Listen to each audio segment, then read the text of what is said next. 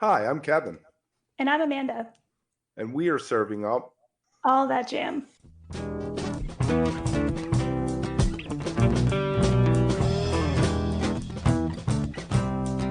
All That Jam, Quick Hit. Ben Bloom on Polyrhythmics' new LP filter system.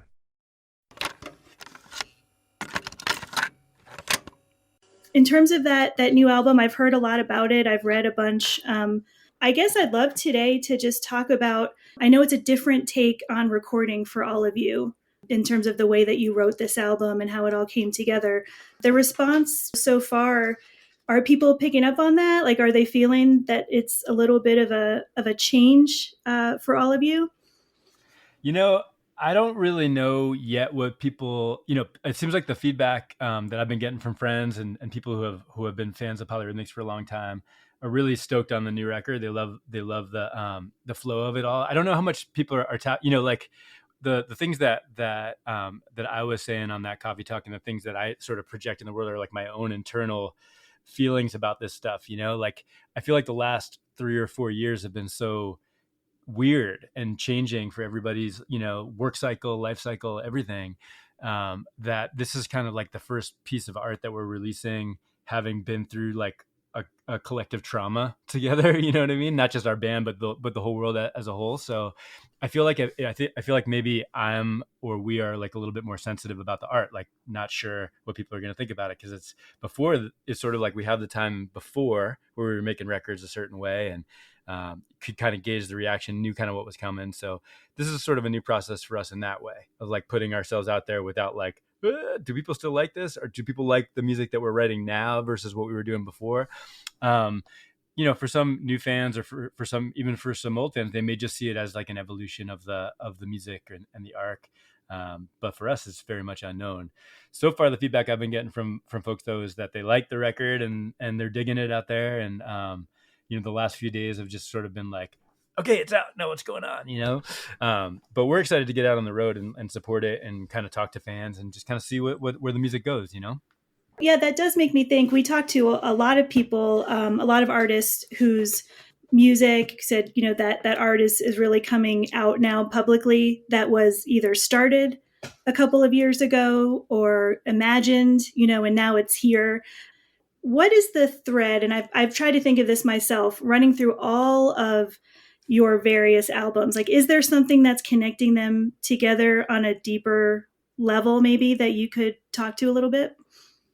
Yeah, the way Polyrhythmics started is that we were kind of interested in putting together a polyrhythmic funk band that kind of that sort of took into account all of our favorite polyrhythmic funk artists, like everything from Quincy Jones and Michael Jackson and stuff like that, to Fela Kuti, to Herbie Hancock, to all kinds of just all the different iterations out there that existed up until that point of polyrhythmic funk, both in world music, in South American music, in Central American music, in American music, all of those different things. So we didn't really like have it started with this like sort of ethos, and then as we got started, like the easiest sort of subject matter for us to grasp as an ensemble was that we all had a shared love of Fela Kuti, and we were interested in exploring that music. So we kind of really started on the path of like making sort of more modern Afrobeat music. But as we've expanded and got more relaxed and got to know each other as musicians, I think that all of the breadth of our influences have started to overflow into the music that we're making. And I think that there's a linear sort of path to that. Like each record has sort of a little bit more of a departure from the West African influence, or at the time it was like West African and salsa music kind of sort of mixed up, and more into the realm of like what's next in the world. So I think that that's an arc that you can follow. As far as like a common thread, the musicians are all the same and have all been writing this music together, collectively from the very, very beginning. So each representation, each album is, I think, a real pure expression of the artistry that exists inside of Polyrhythmics. We've had really the same core group of writers, which is just about everybody at this point. from the very beginning. And I think as each member has gotten more comfortable and gotten to know each other's styles more and have traveled the world together, we've gotten sort of inside our own head, each other's heads, and know maybe how to write stylistically to everyone's best interests, or what makes them shine, or where they can really kind of take off. And I think that's kind of exciting. And I think with this record, it's kind of, in my eyes, it's sort of a little bit of the beginning of something new, in the sense of like a real departure from the confines of the idea that we have to be a dance band, or just make music that we can reproduce live.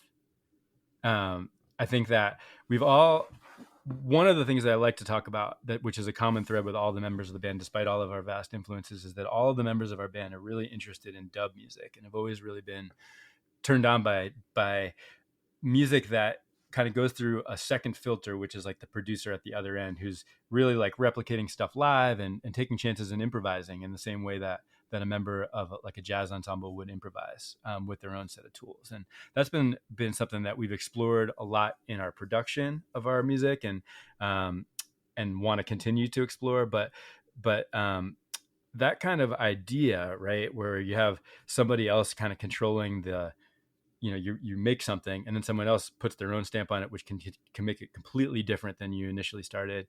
I think is a direction that we're leaning a little bit more into.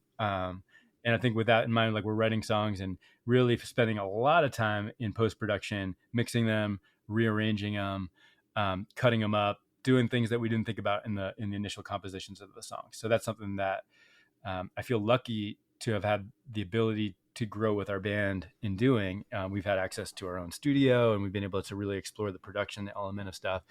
And I think this record and Fondue Party a little bit before that really kind of lent, are kind of us leaning into the more post-production side of things. And we're going to see what happens with it live. That's right, because you all are about to hit the road in a couple of weeks, and a lot of these songs on the new album you may just be getting to play live, for the first time, or early on, and kind of testing those out on the road. Is that right? Yeah, throughout the summer we've been playing a bunch of the singles from the record, and have kind of got really kind of leaning into those live, and I feel like they're still in the very beginning stages of new arrangements and all kinds of stuff that we've been sort of toying with as we get to feel it out live and fill the space with the tools that we have. And so, yeah, it's kind of all new. We're going to places that we haven't been in a long time, and we're bringing the record with us, and we're gonna, I think we never really know what we're gonna play until like a few minutes before we go on stage. We have a pretty big catalog of stuff, and some days everyone's just like, I want to play this song that we haven't played in a long time. And so I don't want to like lead people on to thinking that they're going to come to the show and hear the album front to back each night. But if you come to a couple shows, I'm pretty sure you're going to hear everything that you want to hear. If you are enjoying All That Jam, please like and subscribe to our social media channels at All That Jam Pod on Twitter, Instagram, and Facebook, or visit our website, allthatjampod.com. Make sure to sign up for our email list and tune in every week for new episodes. Also, look for full interviews on our YouTube channel. And remember, stay beautiful, but don't stay underground too long.